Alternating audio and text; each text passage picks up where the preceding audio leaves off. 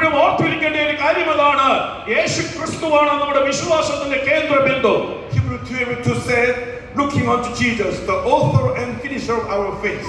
ഹെബ്രായ ലേഖനം 12:2 പറയുന്നത്, വിശ്വാസത്തിന്റെ നായകനും പൂർത്തി വരുത്തുന്നവനുമായ യേശുവിനെ നോക്കുക.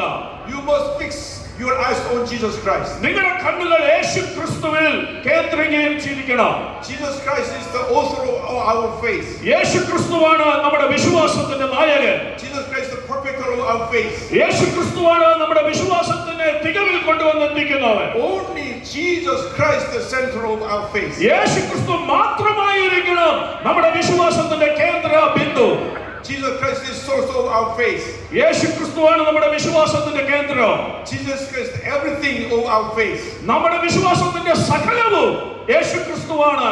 Trust in Jesus. അതുകൊണ്ട് യേശു ക്രിസ്തുവിൽ ആശ്രയിക്കുക. Believe in Jesus. യേശു